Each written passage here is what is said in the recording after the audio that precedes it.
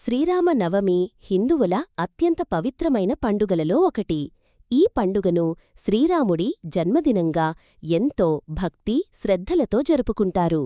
ప్రతి సంవత్సరం చైత్రమాసం శుక్లపక్షం నవమి రోజున శ్రీరామనవమి జరుపుతారు. శ్రీరాముడు ధర్మానికి ప్రతీక, నిజాయితీకి నిదర్శనం, ఆదర్శ పురుషుడు. ఆయన జీవితగాథ మనకు జీవితం ఎలా ఉండాలో నేర్పుతుంది. తండ్రి మాటకోసం రాజ్యాన్ని వదిలి వనవాసానికి వెళ్లిన శ్రీరాముడు సీతమ్మను రక్షించడానికి రావణాసురుడితో యుద్ధం చేసి ధర్మాన్ని గెలిపించాడు. శ్రీరామనవమి రోజున చాలా ప్రాంతాల్లో శ్రీ సీతారాముల కళ్యాణం నిర్వహిస్తారు. ముఖ్యంగా భద్రాచలంలో జరిగే సీతారామ కళ్యాణం ఎంతో ప్రసిద్ధి. వేలాది మంది కుటుంబ సభ్యులతో కలిసి ఆనందంగా జరుపుకోవాలి. పిల్లలకు శ్రీరాముడి కథ చెప్పాలి. మన సంస్కృతి సంప్రదాయాలను వారికి తెలియజెయ్యాలి. శ్రీరామనవమి రోజు చెయ్యాల్సినవి. శ్రీరామనవమి రోజున ఇలా చేయడం శుభం. 1. ఉదయం స్నానం చేసి ఇంటిని శుభ్రం చెయ్యాలి. 2. పూజామందిరాన్ని పూలతో అలంకరించాలి. 3. శ్రీరామ, సీత, లక్ష్మణ, హనుమాన్ ఫోటో పెట్టాలి. 4. పానకం, వడపప్పు, చలిమిడి నైవేద్యం పెట్టాలి. 5. శ్రీరామ రక్షాస్తోత్రం, రామనామం జపం చెయ్యాలి. 6.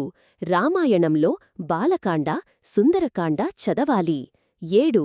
మధ్యాహ్నం సీతారాముల కళ్యాణం చెయ్యాలి. 8. సాయంత్రం హారతి ఇవ్వాలి.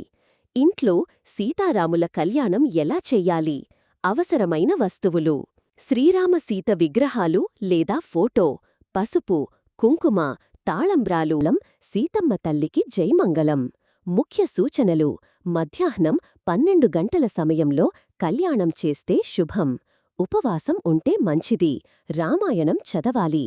బాలకాండ, సుందరకాండ, పానకం, వడపప్పు, ప్రసాదం అందరికీ ఇవ్వాలి. చివరిగా అందరికీ శ్రీరామనవమి శుభాకాంక్షలు.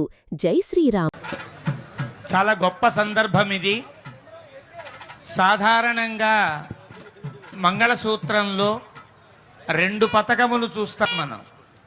ఆ 2 పతకాలకు ఒక ఓం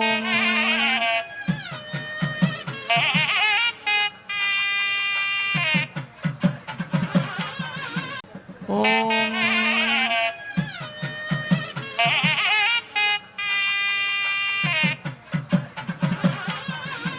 ఓం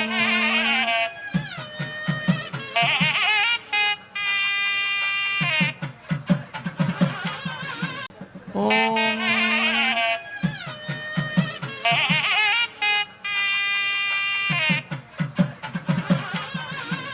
మహాదేవ్.